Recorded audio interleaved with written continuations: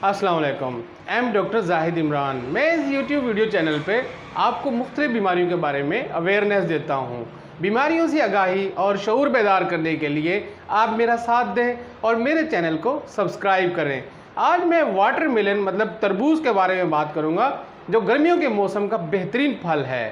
अब वाटरमेलन मतलब तरबूज किस वक्त और किस तरीके से खाना चाहिए, उसके क्या फ़ायदे हैं और किस तरीके से किस वक्त आप खा रहे हैं और उसके क्या नुकसान हो सकते हैं, आज मैं इस वीडियो में मुकम्मल तफसील से बात करूंगा। इस वाटरमेलन मतलब तरबूज में कौन से कंपाउंड होते हैं और कौन कौन सी चीज़ें होती हैं जो आपको फ़ायदे देते हैं और कौन सी चीज़ें होती हैं जो आपको नुकसान देती हैं। सबसे पहले तरबूज में पाए जाने वाले न्यूट्रिएंट्स के बारे में बताऊंगा कि इसमें 92% पानी और 8% फाइबर पाए जाते हैं। उन फाइबर्स में लाइकोपीन बहुत ज़्यादा मिकदार में पाया जाता है। इस लाइकोपीन की वजह से ही तरबूज की रंगत सुर्ख होती है।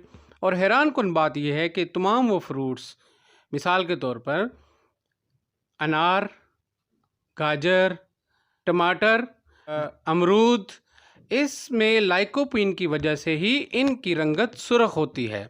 और फिर तरबूज में विटामिन ए, विटामिन B6 और विटामिन सी, इसके अलावा एंटीऑक्सीडेंट और अमाइनो एसिड की मिकदार भी पाई जाती है। अगर हम तरबूज के खाने के लिए सही वक्त की बात करें तो वो सुबह नहार मुँह और शाम 5 से 6 बजे का वक्त दुरुस्त होगा। इन औकात में तरबूज खाने से वो फ़ायदे जो मैं अभी बता रहा हूँ। तरबूज में पाए जाने वाला 92% पानी और इलेक्ट्रोलाइट्स मतलब पोटाशियम गर्मियों के मौसम में सुबह नहार मुँह लेने से सेहतमंदाना हो सकता है। जिगर के अंदर जितने जहरीले मवाद वो ख़त्म हो सकते हैं और आपका खून साफ़ होने लगेगा।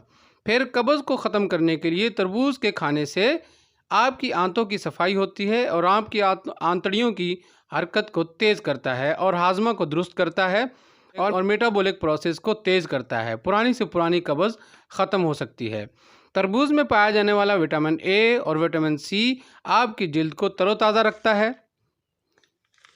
तरबूज में पाए जाने वाले एंटीऑक्सीडेंट मतलब कोलिन हमारे एसाबी नकलो हरकत को तेज़ करते हैं और हमारे दिमाग के सेल को अच्छी तरह नशोनुमा देते हैं। शाम को 5 से 6 बजे तरबूज खाने से हमारे गुर्दे साफ़ होने लगते हैं और उनकी ज़रूरियात तरबूज में पाए जाने वाले विटामिन्स और मिनरल्स और अमाइनो एसिड से पूरी होने लगती है। और फिर खून की नालियाँ साफ़ हो जाती हैं और हमारा पेशाब का निज़ाम सही होने लगता है। हम सुबह नहार मुँह और शाम 5 बजे तरबूज खाने से नामर्दी जैसे मसाइल ख़त्म हो सकते हैं। इसमें मौजूद नाइट्रिक ऑक्साइड जो कि वियाग्रा टेबलेट में पाए जाते हैं से आपके सेक्सुअल वीकनेस को ख़त्म कर सकता है। अगर फिर तरबूज में पाए जाने वाले बीज विटामिन ए और विटामिन ई रखते हैं।